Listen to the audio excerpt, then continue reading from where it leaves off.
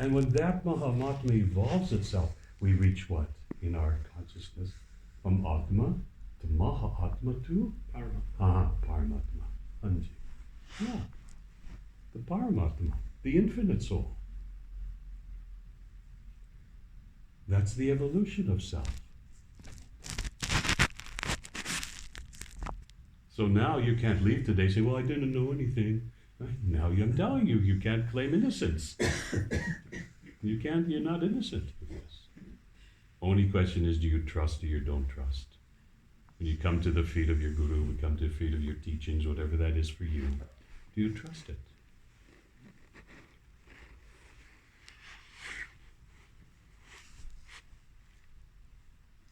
When I was very much younger and we take the Hukamnama, a random reading from the Guru, we take that Hukamnama. So I said, okay, I have this issue, I have this problem. I'm going to ask Guruji for that Hukamnama to give me some guidance what I should do. So we did everything, I does everything, open up and the Anga that came on told, Guruji sometimes takes you to the bliss, and everything shall be happy and beautiful and you'll reach nirvana. And sometimes Guru says, listen, crazy person, you're doing this wrong, this wrong, this wrong. And, it's exactly true, right? But I didn't want to hear it. So I said, no, this was the wrong Hukamnama. Let's do it again. I was younger, didn't know that. So take that open reading, what happened? Same thing, same exact. Still my mind said, no, there was a problem. Maybe my thumb was stuck somewhere, I don't know, right? So third Hukamnama, what happened? Same thing. So I said finally in my mind, I think I'm being given some message here, because Guruji's not letting me off the hook, explaining to me, if you do that behavior, then what do you expect? This is going to happen. That's the karma of it. If you do that, then why do you expect this outcome won't happen in your life?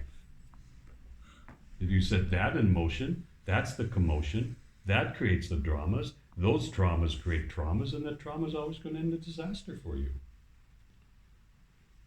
So commanding the mind, what is the opposite of karma? Is dharma. Dharma is your spiritual path. That's the choice of a human. And when you walk your spiritual path, whatever that is for you that attracts to you, I chose this path, then the karma changes. You change. But I saw a phenomena in the Western world that we mix our karma into our dharma, and that distorts that path. So we walk the path, but we're not clear on the path, and we question the path. So we end up in that turmoil of self.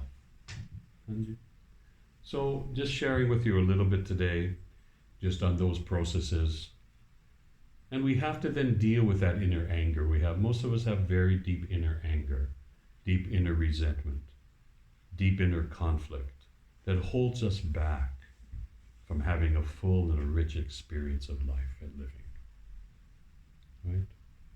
We all have that. There's always, then you have your own reasons, and I'm not saying that's not true, but at some point you have to deal with it. If you don't deal with it, you're going to get wheeled by it. It's going to wheel over, you know how a wheel goes? If you don't deal with it, you're going to get wheeled by it. And that's what leads to depression, and that's what leads to being unhappy, when the birthright is happiness. The birthright of every human being is to be happy, not to be miserable. You know those 7 steps of happiness, right? You've studied those? Never studied? They didn't teach in school those 7 steps? No? So what is that first step of happiness? First step of happiness is called commitment. You have to make a commitment to this truth. Without a commitment, there's nothing. Commitment means meant to commit. So first stage of happiness comes in commitment. You have to make a commitment to it. Second stage of happiness is character. When you make that commitment, it gives you a character. It gives you a steadiness of self. That means character. So 1 is commitment, 2nd is character. Character gives you dignity. When you have that sense of yourself and my being, then you have a dignity within yourself. That's me. Dignity gives you divinity.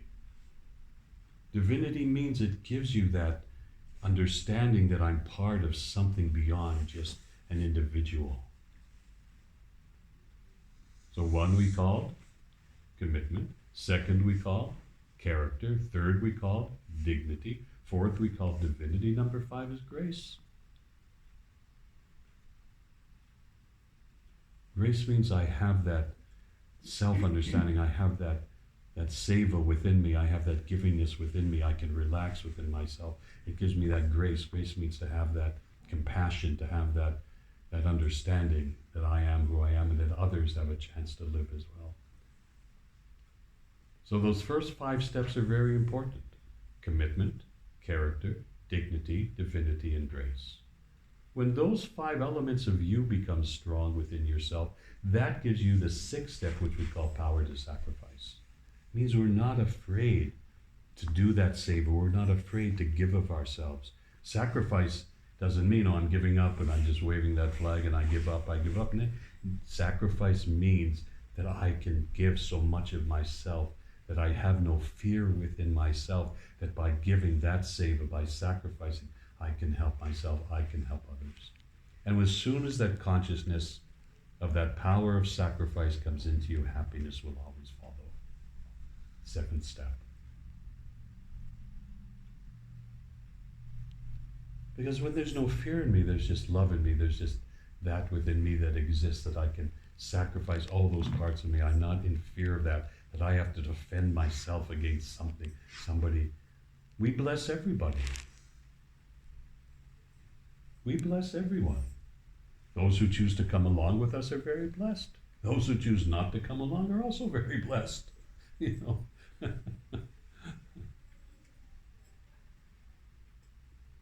And when that consciousness is reached, then we grow. And we find that happiness. And that happiness you have to find in every little thing that you do. You're going to work, you're raising your children, you're going places, you're playing some Simran, you're mixing with somebody, look and find the happiness in that.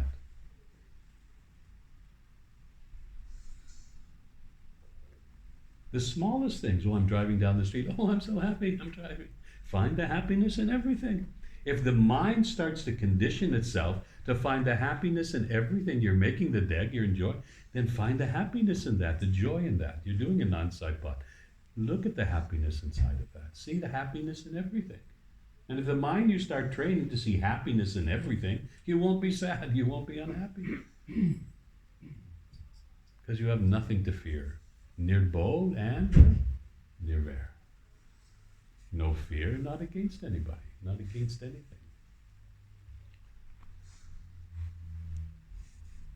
Then consciously you become communicative.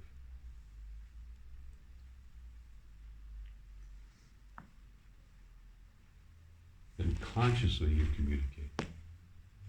What is conscious communication? 1, listen patiently. That's the hardest, isn't it? To listen patiently. Hey, if you don't listen patient, if you don't have patience, what do you become? A patient, right? You don't want to do that. So first step is listen patiently. Try it. My kids talk to me, I have to listen to them patiently. I have to listen. They're very intelligent. Listen patiently. Respond promptly. Number 2. Number 3, answer effectively. And number 4, don't lose command of yourself.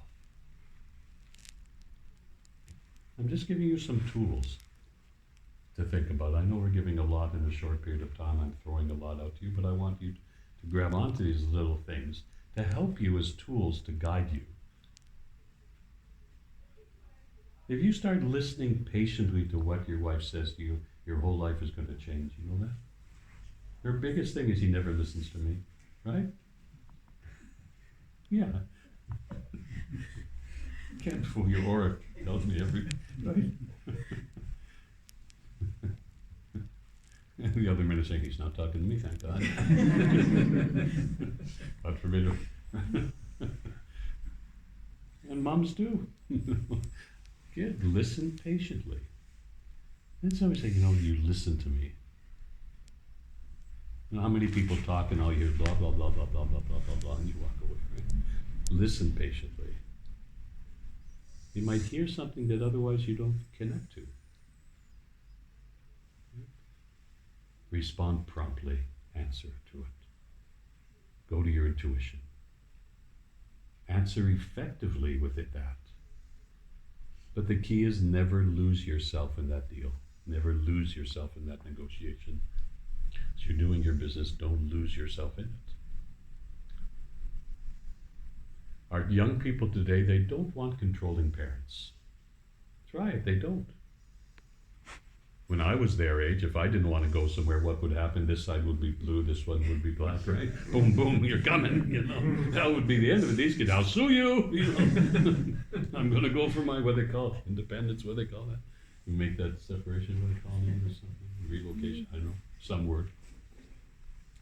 These children don't want controlling parents, they want wise counselors. We want to be wise counselors, don't we? They'll listen if we meet them at the level of their psyche. We have to talk to them at a frequency and a level that they hear us, connect to us, and understand what we're saying. Otherwise, we lose them, right? Otherwise, we lose them. Because we were taught by command. You're doing this, you're doing that, we were just taught, I don't know, I was certainly speaking for myself, I was taught by command. You're doing it, and there's no question. I don't think in my life I ever heard from my family, well, how do you feel about that?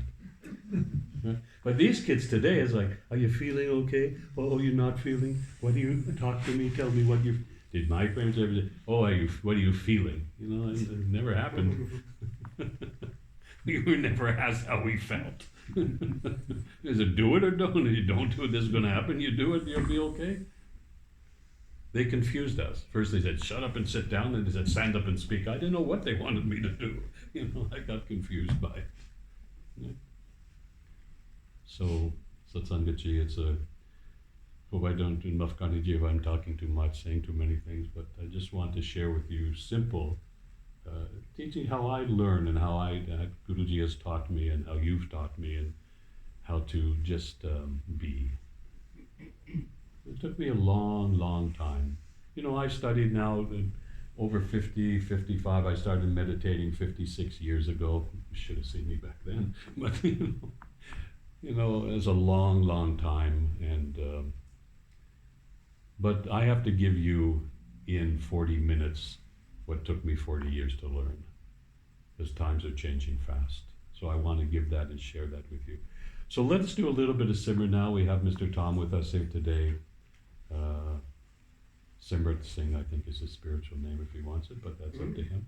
So let us, I don't know what you want to say, Rachi, but please. I don't know, just came to my mind, Simrat.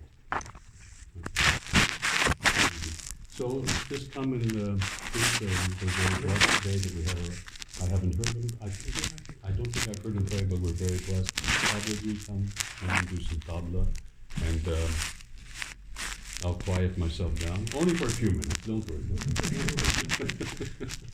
And, okay.